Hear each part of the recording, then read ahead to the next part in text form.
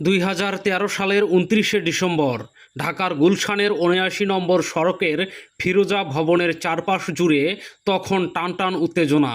তিনবারের সাবেক প্রধানমন্ত্রী ও বিএনপি চেয়ারপারসন বেগম খালেদা জিয়ার সেই বাসভবনের বাইরে তৎকালীন সরকারের অনুগত শত শত ডাঙ্গা পুলিশ জলকামান, টিয়ারশেল ও রায়ট গিয়ার নিয়ে অবস্থান নিয়েছিল।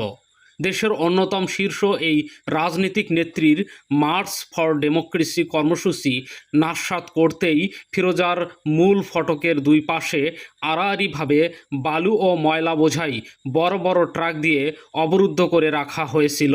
সেই সময় পুরো এলাকাটি ছিল যেন একটি দুর্ভেদ্য দুর্গে পরিণত, যেখানে গণতন্ত্রের কণ্ঠরোধকে স্তব্ধ করে দেওয়ার জন্য সব ব্যবস্থাই নেওয়া হয়েছিল।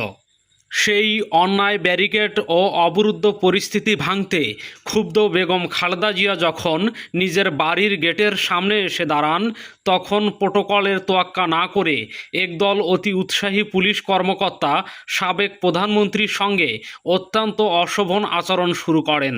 ক্ষমতার দম্ভে মত্ত মাঠ পর্যায়ের সেই কর্মকর্তারা তৎকালীন সময়ে বেগম জিয়াকে নানাভাবে কটাক্ষ করেন এবং গায়ের ওপর উঠে যাওয়ার মতো ধৃষ্টতা দেখান। পোশাকের ক্ষমতার জোরে সেদিন তারা ভুলেই গিয়েছিলেন যে ক্ষমতার লাঠি চিরদিন কারো এক হাতে থাকে না। পুলিশের ইউনিফর্ম তাদেরকে যে সেবার ব্রুত দিয়েছিল, সেদিন তারা তার পুরোটাই বিসর্জন দিয়েছিল এক দলীয় অনুগত্যের কাছে। অপমানিত ও চরম বিরক্ত বেগম খালেদা জিয়া সেদিন ওই পুলিশ কর্মকর্তাদের উদ্দেশ্যে ক্ষোভ প্রকাশ করে সেই ঐতিহাসিক ও দূরদর্শী মন্তব্যটি করেছিলেন, দেশ কোথায় গোপালী? গোপালগঞ্জের নামই বদলে যাবে, গোপালগঞ্জ জেলার নামই বদলে যাবে, বুঝেছেন? গোপালগঞ্জ আর থাকবে না। পরে বিএনপির জ্যেষ্ঠ যুগ্ম মহাসচিব রুহুল কবির রিজভী জানান, আবেগের বশে বলা এই কথাটি তিনি পরে নিজেই সংশোধন করেন এবং এটিকে তার নেতৃত্বের গভীরতার প্রমাণ হিসেবে উল্লেখ করেন। তবে সেই দিনের সেই ঘটনা ইতিহাসের পাতায় অক্ষর হয়ে রইল।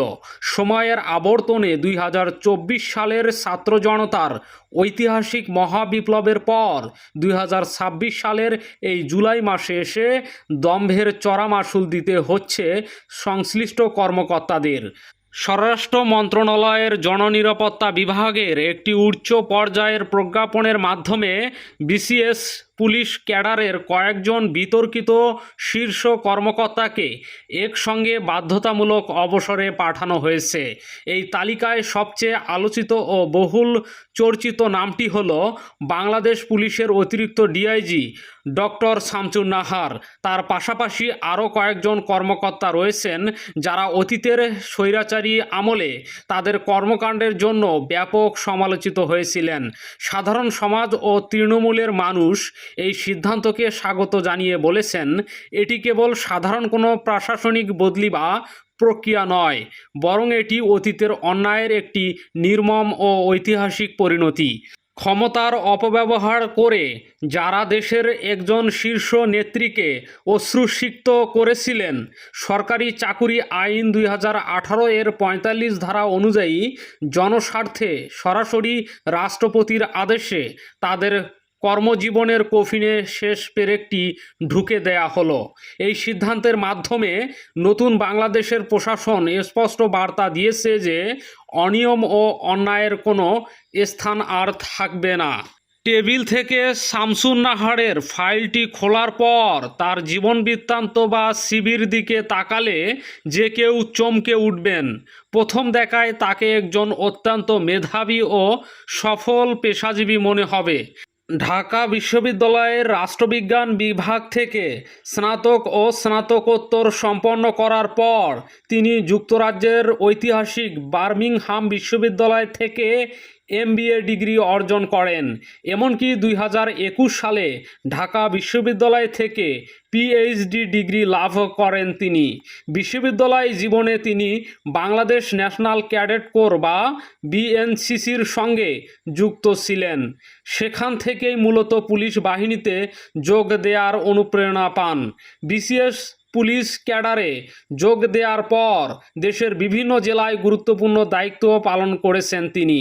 কর্মজীবনে তিনি নারী শিক্ষার প্রসার, নির্যাতিত নারীদের পুনর্বাসন সহ নানা সামাজিক কর্মকাণ্ডে জড়িত ছিলেন বলে জানা যায়। কিন্তু এই অভিজাত মণ্ডিত জীবন বৃত্তান্তের বিপরীতে তার কর্মকাণ্ড ছিল সম্পূর্ণ ভিন্ন এক চিত্র। তবে এখন প্রশ্ন উঠেছে, এত উচ্চ শিক্ষা, আন্তর্জাতিক ডিগ্রি আর পিএইচডি অর্জনের কী মূল্য রইল যদি একজন মানুষের ভেতরের নৈতিকতা ও ইনসাফের বোধটুকু লোভ পেয়ে যায়? শিক্ষা মানুষকে বিনয়ী করে, অথচ শামসুন নাহারের ক্ষেত্রে ঘটেছিল সম্পূর্ণ উল্টো। ক্ষমতার বলয়ের কাছাকাছি গিয়ে তিনি পরিণত হয়েছিলেন এক কঠোর দলীয় দোসরে।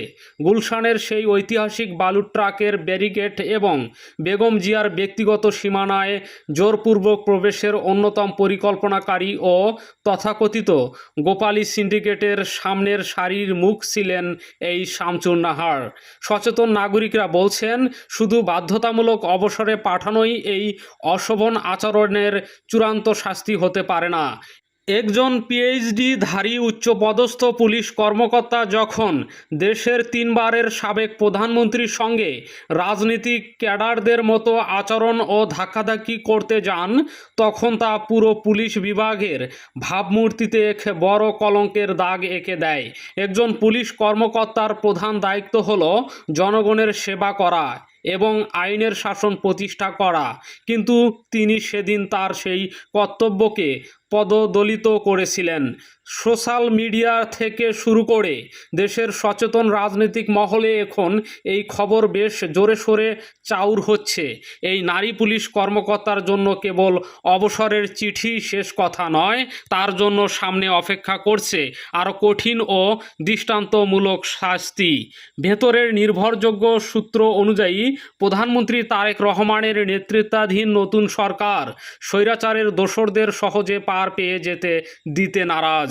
ডক্টর শামসুন নাহারের বিরুদ্ধে ক্ষমতার অপব্যবহার, দুর্নীতি, জ্যেষ্ঠ নাগরিকদের ওপর মানসিক ও শারীরিক নির্যাতন এবং গত 15 বছরে অবৈধ উপায়ে অর্জিত বিপুল সম্পদের তদন্ত শুরু করতে যাচ্ছে দুর্নীতি দমন কমিশন, দুদক ও সিআইডি। ইতিমধ্যেই দুদকের তালিকায় পুলিশের 86 জন সহ স্বরাষ্ট্র মন্ত্রণালয়ের 10 জনের নাম অন্তর্ভুক্ত করা হয়েছে, যেখানে শামসুন নাহারের নামও রয়েছে। তাকে এবার আইনের পূর্ণ আওতায় আনা হচ্ছে এবং খুব শীঘ্রই তাকে আদালতের কাঠগড়ায় দাঁড়িয়ে জেলের অন্ধকার প্রকোষ্ঠে যেতে হতে পারে। একই সাথে তার নামে ও বেনামে থাকা সমস্ত সম্পত্তি, অবৈধ সম্পদ, ব্যাংক অ্যাকাউন্ট এবং ফ্ল্যাট বাজেয়াপ্ত করার আইনি প্রক্রিয়াও শুরু হয়েছে। সূত্র জানায়, তিনি গত কয়েক বছরে বিপুল পরিমাণ সম্পদ অর্জন করেছেন, যা তার আয়ের উৎসের সঙ্গে সঙ্গতিপূর্ণ নয়।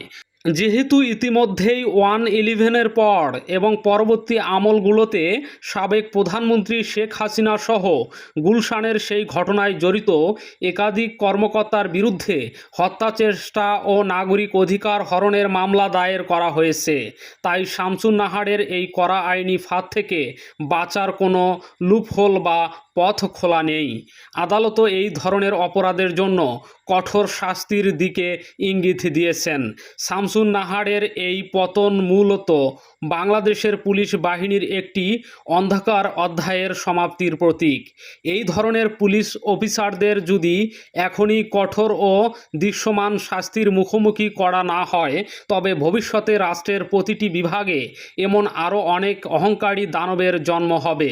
এটি একটি নজিরবিহীন ঘটনা, যা ভবিষ্যতের কর্মকর্তাদের জন্য সতর্কবার্তা হিসেবে কাজ করবে। এই ঘটনা মনে করিয়ে দেয় 2011 সালের সেই সকালের কথা, যখন ঢাকার রাজপথে তৎকালীন বিরোধী দলীয় চিফ হুইপ জয়নুল আবেদিন ফারুককে প্রকাশ্যে দিবালোকে লাইভ ক্যামেরার সামনে পশুর মতো পিটিয়ে রক্তাক্ত করেছিলেন তৎকালীন ডিএমপির এডিসি এবং পরবর্তীতে ডিবির বিতর্কিত প্রধান হারুনুর রশিদ ওরফে ডিবি হারুন। ক্ষমতার দাপট দেখিয়ে হারুন সেদিন যে বর্বরতা চালিয়েছেন তা দেখে পুরো দেশের মানুষের বিবেক স্তব্ধ হয়ে গিয়েছিল। অনেকদিন পর আইনের শাসন প্রতিষ্ঠিত হলে হারুনকেও তার কৃতকর্মের জন্য জবাবদিহি করতে হয়েছে। একইভাবে বিএনপির মহাসচিব মির্জা ফখরুল ইসলাম আলমগীরের সঙ্গেও ঔদ্ধত্য ও রাজনৈতিক দম্ভ দেখিয়েছিলেন ডিএমপির সাবেক বিতর্কিত কর্মকর্তা বিপ্লব কুমার সরকার। রাজনৈতিক পরিচয় ও আঞ্চলিক তকমাকে ঢাল বানিয়ে এই কর্মকর্তা নিজেদের আইনের ঊর্ধ্বে মনে করতেন। তারা ভাবতেন তাদের এই রাজত্ব কোনোদিন শেষ হবে না। কিন্তু নিয়তির চাকা যখন ঘোরে তখন সমস্ত ক্ষমতার দম্ভ ধুলোয় মিশে যেতে এক সেকেন্ডও সময় লাগে না। ইতিহাস সাক্ষী রয়েছে যে প্রতিটি অন্যায়েরই একদিন না একদিন প্রতিফলন ঘটে। শামসুন নাহারের এই বাধ্যতামূলক অবসরের সিদ্ধান্তটি অত্যন্ত ইতিবাচক ও স্বস্তিদায়ক হলেও নতুন বাংলাদেশের আসল লড়াই কিন্তু এখানেই শেষ নয়। বিগত দেড় দশকের ফ্যাসিবাদী শাসনের বিষাক্ত শিকড় রাষ্ট্রের প্রতিটি রন্ধে রন্ধে, সচিবালয় থেকে শুরু করে মাঠ পর্যায়ের পুলিশ ফাঁড়ি পর্যন্ত এত গভীরে গেড়ে বসে আছে যে এখনও হাজার হাজার স্বৈরাচারের দোসর ছদ্মবেশে ঘুরে বেড়াচ্ছে। দেশের কোটি কোটি নির্যাতিত মানুষের আজ একটাই জোরালো দাবি, প্রশাসনের আনাচে কানাচে লুকিয়ে থাকা এই ফ্যাসিবাদের ভূতদের অবিলম্বে চিরুনি অভিযানের মাধ্যমে চিহ্নিত করতে হবে। প্রতিটি অন্যায়, প্রতিটি গায়েবী মামলা, প্রতিটি লাঠিচার্জ আর ফিরোজার গেটের সামনে করা প্রতিটি বেয়াদবির হিসাব কড়ায় গণ্ডায় বুঝিয়ে নিতে হবে। নতুন প্রজন্মের কাছে এই ইতিহাস সঠিকভাবে পৌঁছানো গুরুত্বপূর্ণ, যাতে তারা ভবিষ্যতে এমন কোনো অন্যায়ের পুনরাবৃত্তি ঘটাতে না পারে। গণতন্ত্র ও আইনের শাসনকে শক্তিশালী করতে সংবিধানের প্রতি শ্রদ্ধাশীল থেকে কাজ করা এখন সময়ের দাবি। দর্শক, এই পুরো বিষয়টিকে আপনি কিভাবে দেখছেন? আপনার মূল্যবান মতামত আমাদের কমেন্ট বক্সে জানাতে পারেন। এই ধরনের নিয়মিত ও বস্তুনিষ্ঠ প্রতিবেদনের আপডেট পেতে আমাদের চ্যানেলটি সাবস্ক্রাইব করে সাথেই থাকুন। ধন্যবাদ।